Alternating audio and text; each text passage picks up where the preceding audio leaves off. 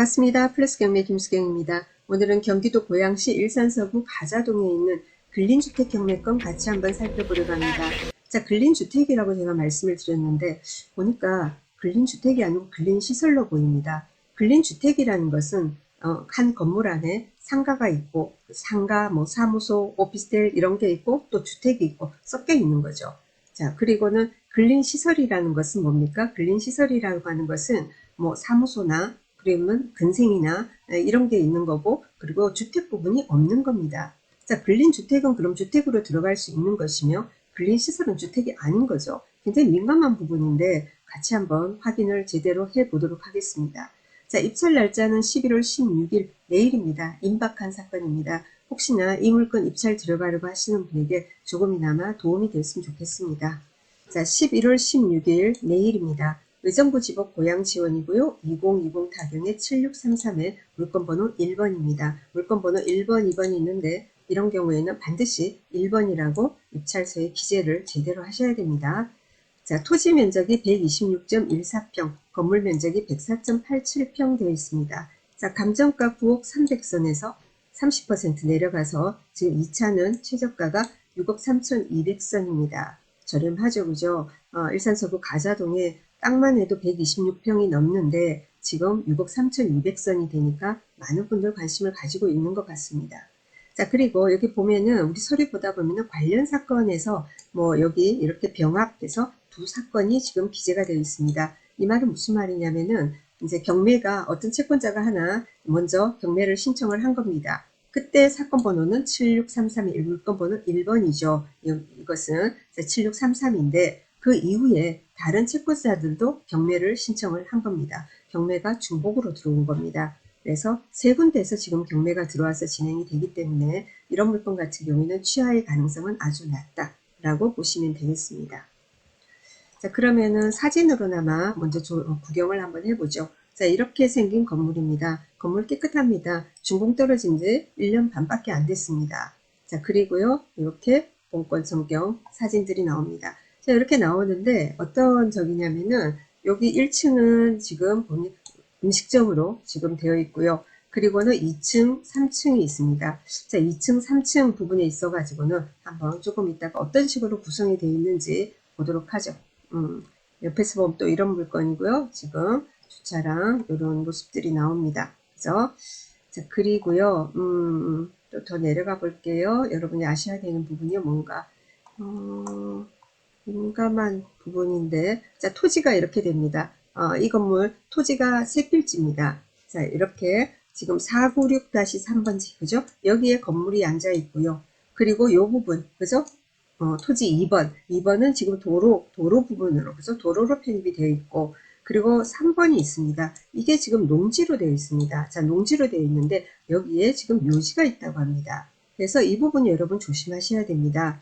농지를 취득한다. 전부가 농지가 아니라 하더라도 이렇게 토지가 1번, 2번, 3번 있는데 일부라도 농지다 이러면 농지증이 필요합니다.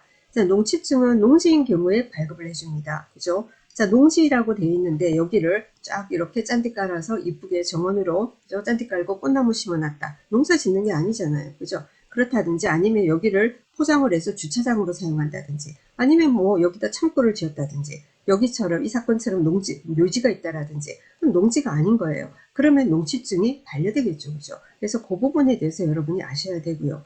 또 하나 농지가 일부 포함되어 있으면 아셔야 되는 게 뭐냐면은 우리가 입찰 들어갈 때 개인으로도 들어가고 법인으로도 들어갑니다. 자, 그런데 법인 같은 경우에 농지증이 나오지 않습니다. 농업법인은 나오겠지만, 그죠? 자, 그래서 이렇게 농지가 있는 이런 경매 물건에는 법인으로 입찰에 참가해서는 안 된다라는 것도 여러분이 아셔야 되고 그렇습니다.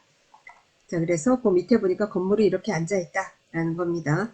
자, 그리고 여기 한번 이렇게 평면도 한번 보겠습니다. 자, 도면을 보니까 이게 건물 1층입니다. 1층 보니까 제2종 근린생활시설에서 일반 음식점이라고 되어 있습니다. 그죠? 자, 그리고요. 그 다음에 2층입니다. 2층과 3층이 동일한데요. 자, 2층 보면은 어떤 식으로 되어 있냐면은 여기에 지금 제2종 근린생활시설에서 사무소 되어 있습니다. 사무소 되어 있고요. 이 사무소인데 구조로는 완전히 주택이죠.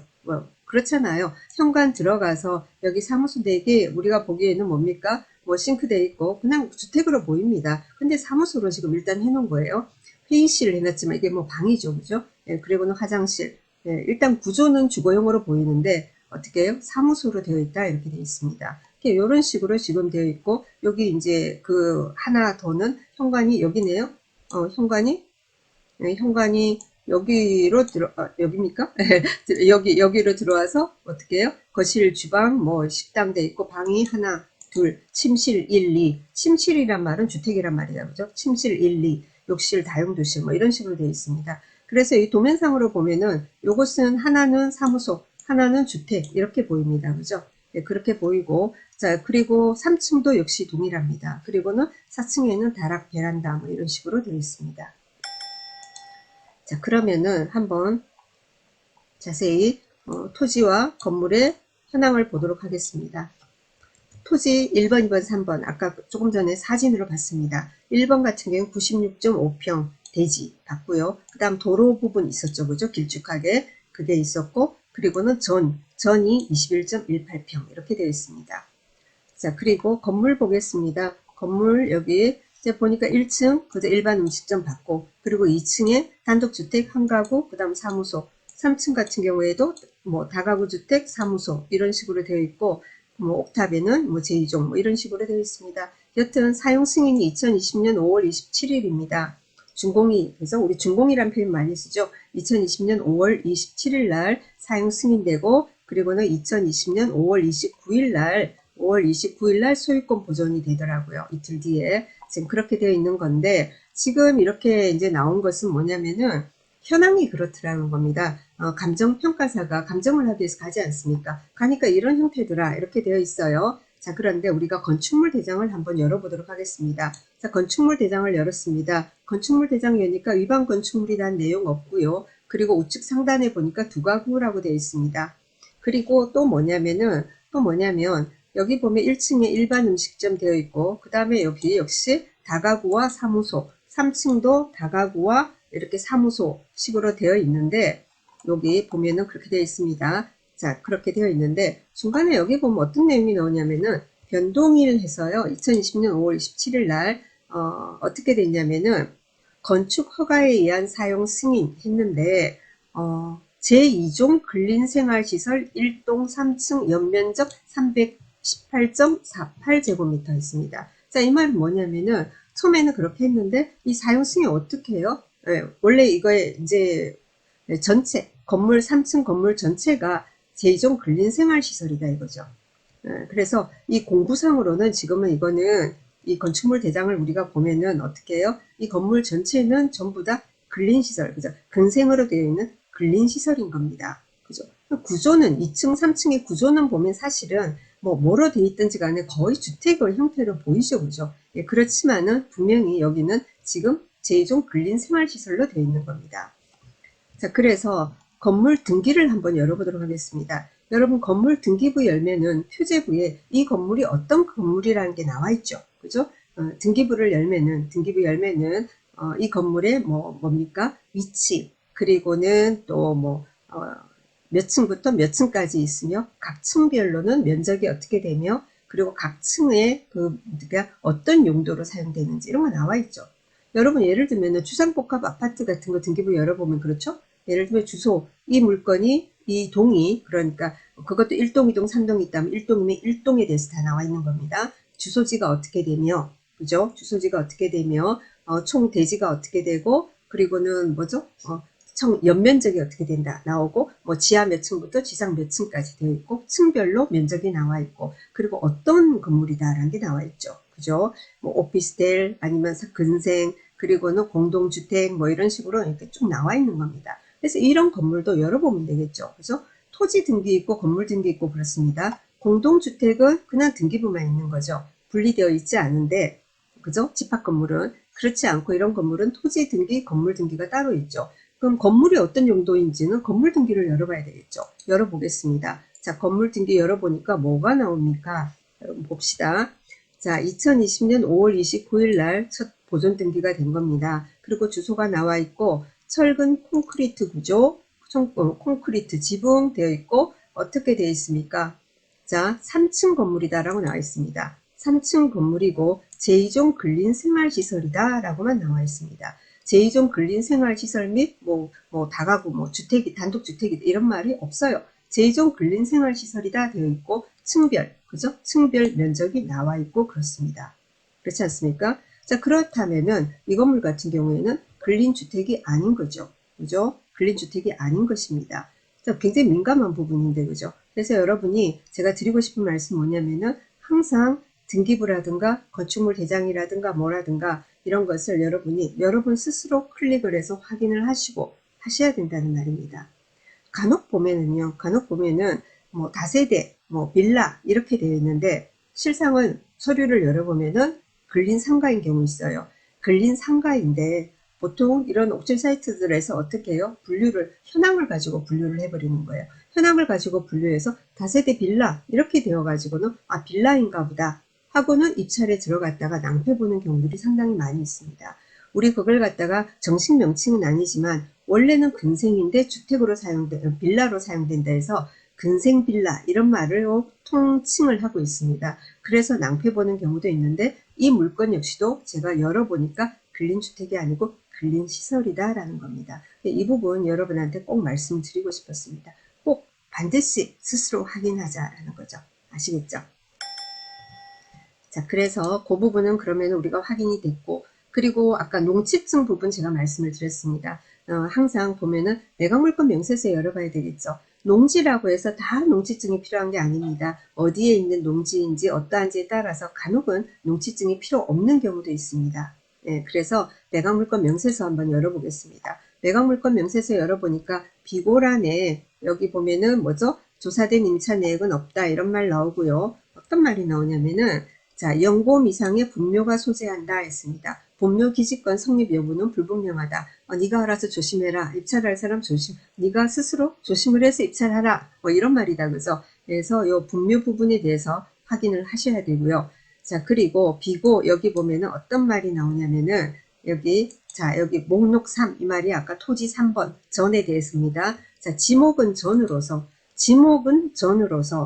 향후 원상 회복 명령이 발하여질 가능성이 있다. 지목은 전인데 농지인데 현재 농사를 짓는 게 아니다 이거죠. 네, 그래서 향후에 그죠 자기들 마음대로 농지를 다른 용도로 쓰려면 어떻게 해야 됩니까? 농지 전용을 해야 되는 거죠. 전용 절차를 거치지 않았다라는 거죠.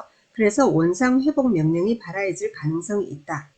그리고 일단은 지목이 농지라서 농취증이 필요하답니다. 농지 취득 자격 증명이 필요하며 미제출 시에는 보증금은 미반환된다. 그래서 낙찰 받아놓고 농취증을 제출 못하면은 보증금 돌려주지 않겠다 이거죠.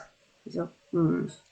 간혹은 뭐 실무상으로는 돌려주는 경우도 있긴 하지만 원칙은 돌려주지 않는 겁니다.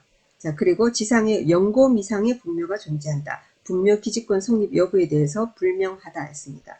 참 그렇더라 그죠? 아까 새로 지은 건축물 바로 옆에 묘지가 있다. 좀 그렇습니다. 그래서 묘세권입니까?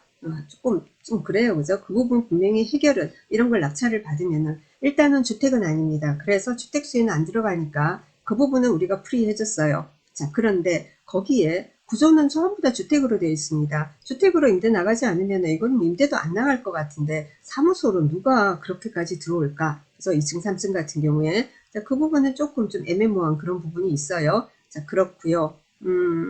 뭐 1층 뭐 식당이 어떻게 한다 하더라도 그죠? 2층, 3층 같은 경우에 전부 다 구조는 완벽한 그죠? 주거용의 형태를 가지고 있는데 일단은 근생이다 이렇게 되어 있는 상태고요.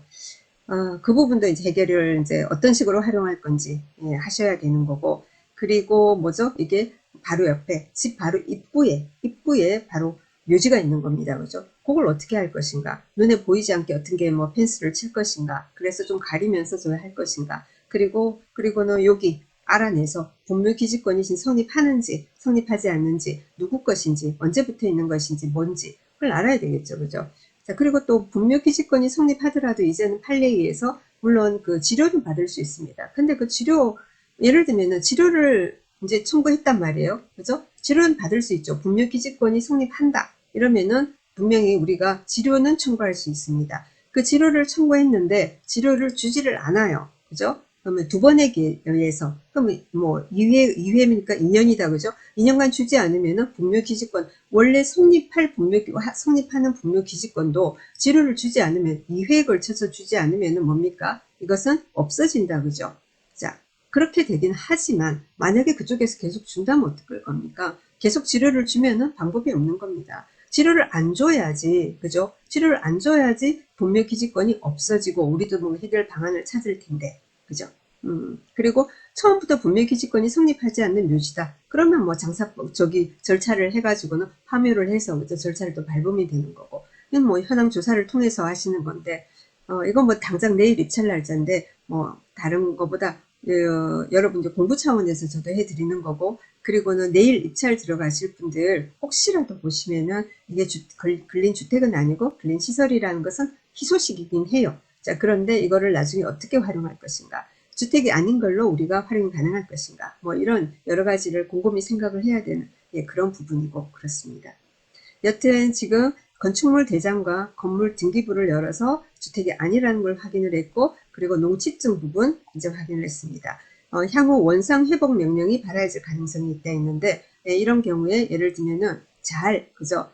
농취증 신청을 할 때 향후 그죠? 원상 회복을 어떤 식으로 내가 하겠다라는 계획이 들어가야 되겠죠. 원상 회복 같은 경우에 그래 원상 복구를 하면 되지 않습니까? 그리고 원상 복구를 하기 위한 노력을 또 나중에 보여줘야 되는 거고, 그렇게 되겠죠. 그래서 이런 부분 여러분이 꼭 아셔야 된다. 그리고 농지가 일부라 되기 때문에 이것은 어떻게 됩니까? 법인은 입찰해서는 안 된다. 왜? 법인은 농취증이 안 나오니까. 농업법인만 농취증이 나옵니다. 그죠? 그래서 이 물건 조금 전에 제가 근린주택 아닙니다. 근린시설입니다. 이러니까 주택 아니야? 시설이네? 요즘 법인들 투자 많이 하잖아요. 그럼 법인으로 들어가 볼까? 자, 법인으로 들어가 볼까 하면 어떻게 해요? 농지 부분이 있기 때문에 농지증이 안 나온다라는, 그죠? 그 부분이 또 걸린다라는 거죠. 그죠? 법인이라서 안 나오는 부분도 있고, 그리고는 지금 현재 묘지이기 때문에 그 부분도 확인을 하셔야 되고, 복잡합니다. 그죠? 내일 이제 입찰할 건인데, 많은 분들 보고 계시고 해서 조금이라도 도움이 될까 해서 이제 안내를 드렸고요. 그럼 뭐 등기부나 이런 거는 하자 없습니까? 하면은 등기부상으로는 하자는 보이지 않습니다. 한번 볼까요? 간단히. 자, 토지 등기부 보겠습니다. 96년도 9월 26일 날 상속이 됐습니다. 그리고 2007년 8월 7일 날 근저당이 있습니다. 여기가 말소 기준 등기되고요. 그리고 근저당이 있는 날 지상권 설정되어 있습니다. 자, 이것은 담보 이제 대출을 해주면서 근저당 이제 돼 있죠. 이 근저당을 채권자들이 자기들의 권리, 그래서 근저당권을 강화하기 위해서, 그래서 나중에 문제되는 거를 막기 위해서, 그래서 물건이 이거 뭡니까? 건물이 없는 상태에서는 지상권 설정을 합니다. 자, 이런 경우에는 뭡니까? 은행에서 30년을 보통 하는데요. 자기들이 사용하려고 하는 게 아니고 담보권 강화를 위해서 하는 거라서 이것은 경매가 낙찰이 되면은 이렇게 소멸이 되는 지상권입니다. 염려 안 하셔도 되고요. 자, 그 뒤에 또 근저당 있고 그 다음에 또 증여가 되고 이런 식으로 되어 있습니다. 그 다음에 이제 경매가 이렇게 들어와 있습니다. 자, 임의 경매도 들어와 있고, 그죠? 그리고는 뭐 강제 경매도 들어와 있고, 아까 경매가 세 군데에 들어와 있는 걸로 쭉 나와 있습니다. 자, 그리고요. 그 다음에 자, 건물 등기부 볼게요. 2020년 5월 29일 날 소유권 보존입니다. 자, 그리고 7월 17일 날 가압류. 아까 5월 27일 날 사용 승인. 그죠? 그때 되면서 그때 어떻게 해요? 건물 전체 3개층, 그죠? 건물을 전부 다 근린으로 돼 있었습니다. 그죠? 근린으로 변경됐다 했습니다. 변경해가지고 그 다음 보존 등기를 했기 때문에 그래서 건물 등기부에도 어떻게 해요? 이것은 그죠? 올 근생 건물로 되어 있는 겁니다. 그죠? 자, 그리고요. 특별하게 뭐 문제는 지금 보이지 않습니다. 네, 뭐 임차인이 있는 것도 아니고 아무것도 없습니다. 그죠? 자, 여기 보면은 여러분이 나중에 현황조사서를 열어보신다 이러면은 현황조사서를 연다 이러면은 현황조사서가 3개가 있습니다. 달리 3개가 있는 게 아니고 아까 경매가 3군데서 제가 들어왔다 했습니다. 그래서 경매 들어올 때마다 현황 조사를 가서 그래서 현황이 이렇게 되어 있는 겁니다. 그래서 여러분도 하나하나 클릭을 해보시면 어떤 경우는 전입이 있다가 나중에 또 없어지고 뭐 이런 상태로 지금 보입니다. 그래서 지금 제가 보는 경매 사이트에서 지금 여기 그 첨부한 전입세대 열람은 출력 일시가 2021년 3월 31일입니다. 2021년 3월 31일 기준 해가지고 여기 전입세대 열람을 한 바, 그 당시에는 아무도 존재하지 않았다 했습니다. 그리고 뭐 지금 또 하면은 또 있을지 없을지는 알 수 없지만은 뭐 없을 걸로 보입니다만은 그래도 확인을 해 보시는 게 좋고, 그리고 근데 지금 와서 전입을 한다 한들 무슨 뭐 그 뭡니까 대학력 있는 임차인이 될 수는 절대 없겠죠. 그러니까 크게 문제될 거는 없습니다. 전입 세대에 대해서는. 아시겠죠? 한번 봤습니다. 예, 늘 보면은 우리가 이렇게 분류하지 않습니까? 입찰 때 우리가 검색을 하지 않습니까? 검색을 저도 이렇게 하면은 물건 현황에서 물건 종류, 근린주택 뭐가 있지? 상가주택 뭐 있나? 경기도 근린주택 나온 게 뭐 있나? 해가지고 검색을 이렇게 하게 되죠. 근데 이렇게 확인을 해보니까 이렇게는 근린주택으로 들어있는데 실제로는 아니다라는 거죠. 그렇다면은 실제로는 또 맞는데 근린주택이 이렇게 돼 있는데 근린시설대인데 또 아닐 수도 있고 그죠. 그래서 이런 분류상으로 모든 게 명확하지는 않다. 진짜 관심 있는 사건 같은 경우에는 제대로 눈 똑바로 뜨고 그죠. 건축물 대장 그리고 등기부 이런 거 전부 다 열람해가지고 정확하게 확인을 하셔야 된다라는 거죠. 임의대로 이렇게 나눠져 있는 것을 무조건 믿고 이거는 근린주택이다. 이렇게 속단하지는 마시라고 꼼꼼히 우리가 보자라는 뜻에서 이 사건 같이 한번 열어봤습니다. 여러분 경매 이제 물건 조사하시고 하시는데 조금이나마 도움이 되셨으면 좋겠습니다. 자, 오늘은 여기까지 하도록 하겠습니다. 저는 수요일 아침에 다시 찾아뵙도록 하겠습니다. 구독, 좋아요, 알람 설정 부탁드립니다. 감사합니다.